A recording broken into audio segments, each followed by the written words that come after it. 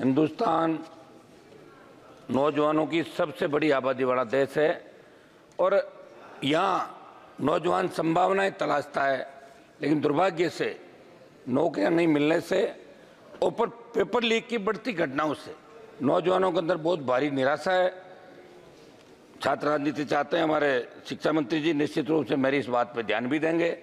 क्या सुधार हो सकता है? अंतिम छोर पर बैठे व्यक्ति को, गांव डाणी के अंतिम छोर पर बैठे गरीब व्यक्ति को शिक्षा का अधिकार कैसे मिले? मैं तो ये भी मांग करूंगा कि तमाम नेताओं के बच्चे, तमाम ब्यूरोक्रेट्स के बच्चे सरकारी स्कूलों के अंदर पढ़े ताकि सरकारी स्कूलों का स्तर और ज़्यादा अच्छा हो सके।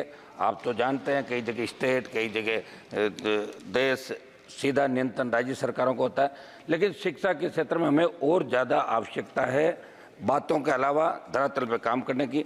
शिक्षा मंत्री महोदय, मैं दो तीन जो मेरे प्रमुख मामले हैं मैं आपका ध्यान आकर्षित करना चाहूँगा।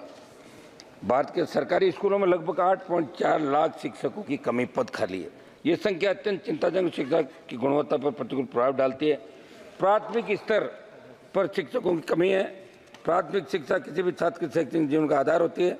मैं मांग करूँगा कि प्राथमिक और माध्यमिक स्तर पर जो भी शिक्षकों की कमी है, आप ये नौकरियाँ इसके अंदर निकालें, सारे पद आप भरें।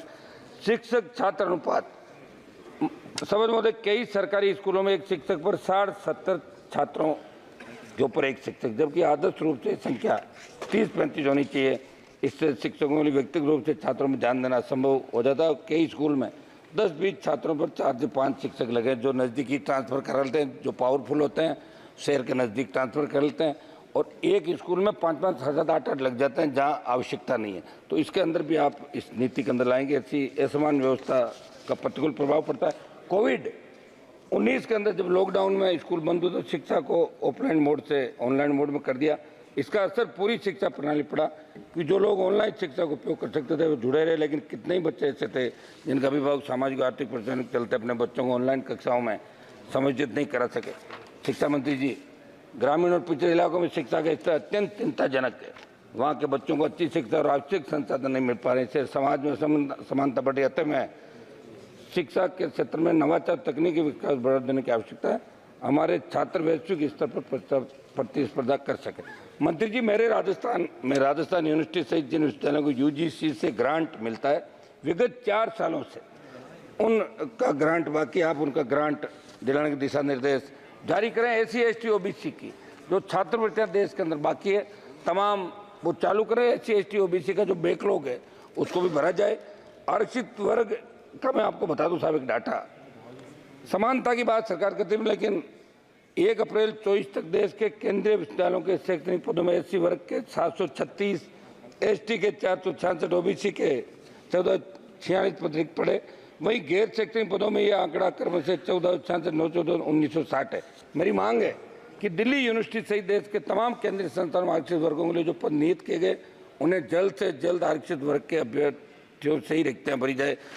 शिक्षा मंत्री जी, हम भी कॉलेज विश्वविद्यालय की राजनीति में कॉलेज के अध्यक्ष थे, विश्वविद्यालय के अध्यक्ष थे, इसलिए हमेशा हमारी इच्छा रहती है कि हमारे छोटे भाइयों के लिए कुछ करें, बेरोजगारों के लिए कुछ करें और प्रत्येक व्यक्ति को सही शिक्षा मिले। आप प्रयास कर रहे होंगे, लेकिन और ज़्यादा अच्छे प्रयास कैसे हो ये आंकड़ों में नहीं रह जाए। ये हमारे नीट का जो पेपर हुआ था, हमें बड़ी उम्मीद थी कि आप इसको रद्द करेंगे। सुप्रीम कोर्ट के अंदर मामला गया, सुप्रीम कोर्ट ने मना कर दिया, लेकिन हम आपसे दोबारा मांग करते हैं कि नीट के अंदर अपने को जिद छोड़ के एक मिनट सब समाप्त करूंगा, 1-2 सुझाव मेरे, इसकी जिद छोड़ के इस एग्जाम को वापस कराना चाहिए।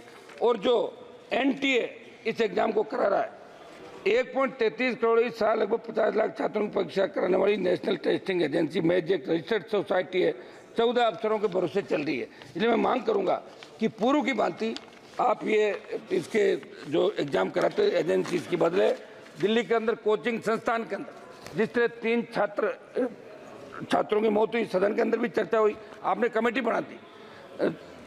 मंत्री महोदय, मेरी मांग है कि कोचिंग संस्थानों के भवन सुरक्षा फीस और छात्रों किराए की एसओपी बनाई जाए। कोचिंग माफिया देश के सिस्टम पर हावी हो रहे, कठोर कदम उठाए जाए। दिल्ली में दिवंगत हुए 3 छात्रों परिजनों को 1-1 करोड़ की आर्थिक सहायता भारत सरकार प्रदान करे।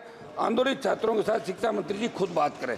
सभापति महोदय, छात्र संघ चुनाव देश के अंदर, मेरे राजस्थान के अंदर बहुत बड़ा आंदोलन चल रहा है, आपकी सरकार है, और इस शिक्षा नीति के अंदर बात की गई छात्र संघ चुनाव नहीं कराए जाएंगे, लेकिन दिल्ली यूनिवर्सिटी का चुनाव उसके बाद हुआ है।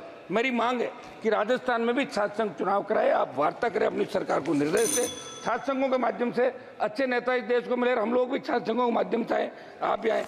शिक्षा मंत्री जी, एक मेरा निवेदन, आप राजस्थान से अच्छी तरह के वाकिफ है, पूर्ववर्ती सरकार के समय मिड डे मील योजना में राजस्थान में भारी भ्रष्टाचार हुआ था।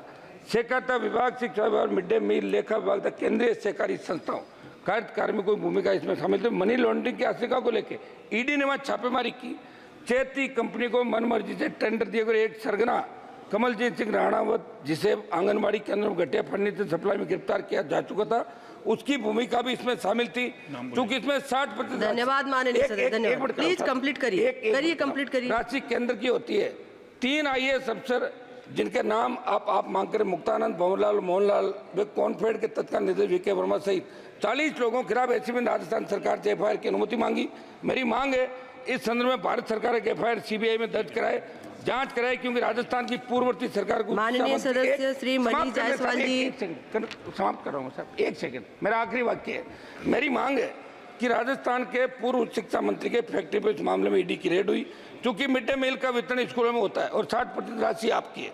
मैं आपसे मांग करता हूं कि पूर्व शिक्षा मंत्री जिसपे भी पेपर लीक के आरोप लगे, इस मिड डे मील के मामले में संदेह के घेरे के अंदर, ये पूरी जांच आपको करनी चाहिए।